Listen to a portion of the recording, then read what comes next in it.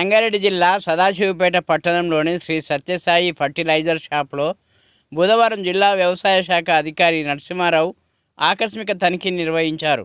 ఈ సందర్భంగా జిల్లా వ్యవసాయ శాఖ అధికారి నరసింహారావు మాట్లాడుతూ నకిలీ విత్తనాలు విక్రయిస్తే కఠిన చర్యలు తీసుకుంటామని హెచ్చరించారు. రైతులు విత్తనాల కొనుగోలులో జాగ్రత్తలు పాటించాలని, రైతులు విత్తనాలు కొనుగోలు చేసిన దుకాణం నుంచి రసీదును తీసుకోవాలని సూచించారు. రాష్ట్ర ప్రభుత్వం జిల్లాకు అవసరమైన పచ్చి రొట్టె విత్తనాలు 5,881 క్వింటాలు కేటాయించారని, ఇప్పటి వరకు 2,083 క్వింటాలు పచ్చి రొట్టె విత్తనాలు జిల్లాకు వచ్చాయని అన్నారు.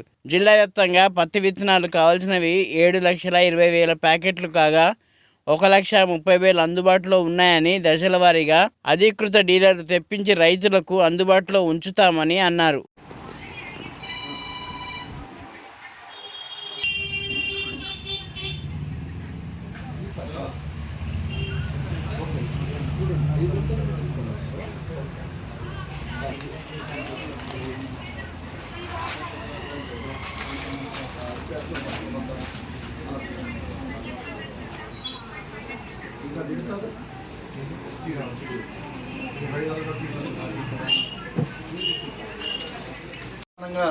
ఈ వానాకాలం 24 సంవత్సరంగాను మనకి ప్రధానంగా కావాల్సినటువంటి పచ్చిరొట్ట పంటలైనటువంటి జీలుగా జనము 5,800 క్వింటాలు విత్తనాలు మనకి జిల్లా కేటాయించడం జరిగింది.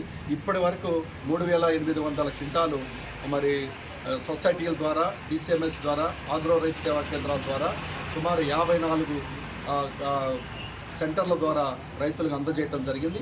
ఇంకా 2,000 క్వింటాల విత్తనాలు మనకు అందుబాటులోకి రావాల్సి ఉంది. రాబోయే 2-3 రోజుల్లో కూడా ఆ 2,000 క్వింటాలు మనం రైతు సోదరులకు కూడా అందజేయడం జరిగింది. ఎవరు కూడా జీలుగ విత్తనాల విషయంలో అంటే దొరకలేదనేది మరి ఇబ్బంది పడొద్దని నేను మనవి చేస్తున్నాను. మనకి రాష్ట్ర ప్రభుత్వం మన జిల్లాకి ఎంతైతే 5,800 కేటాయించిందో అంత విత్తనం మనకు అందుబాటులో ఉంది. మరి రాబోయే 2-3 రోజుల్లో మిగతా 2,000 క్వింటాల విత్తనాలు కూడా రైతులకు అందుబాటు చేయడం జరుగుతుంది. అలాగనే మన వానాకాలంలో ఈ జిల్లాలో ప్రధానమైన పంట పత్తి పంట. దానికి కావాల్సినటువంటి మనం ఈ సంవత్సరం వానాకాలంలో 3,60,000 ఎకరాల్లో ఈ పత్తి సాగు అవుతుందని అంచనా వేశాం.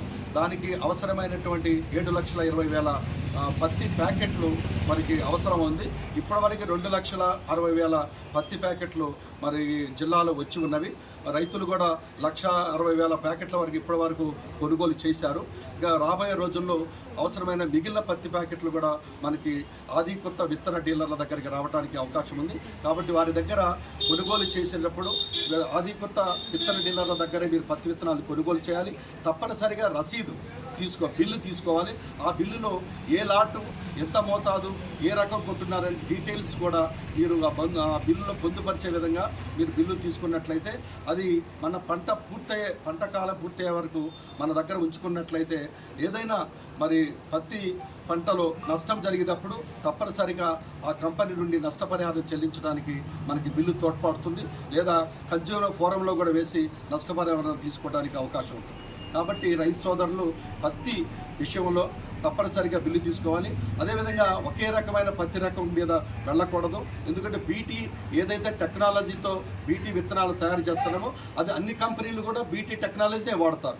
కాబట్టి ఆ టెక్నాలజీ వచ్చేటువంటి అన్ని కంపెనీల రకాలు కూడా ఒకే విధమైనటువంటి దిగుబడులు వస్తాయి, కొద్ది కుడి ఎడమ అంతే తప్ప పెద్ద వేరియేషన్ మార్పులతోటి అధిక దిగుబడులు వచ్చే అవకాశాలు ఉండవు. కాబట్టి మనము అలాగా ఒకే రకం మీదగా చేసినట్టయితే డిమాండ్ అవ్వడానికి అవకాశం లేకుండా రైతు సోదరులందరూ కూడా ఇది 4 రకాలను కూడా తీసుకొని వాడాలని నేను కోరుతా ఉన్నాను.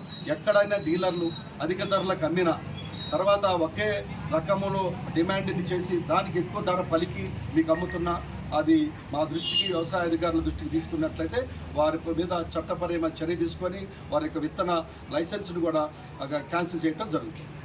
కాబట్టి రైతు సోదరులు ఈ యొక్క విషయాన్ని గ్రహించవలసిందిగా కోరుతున్నాను.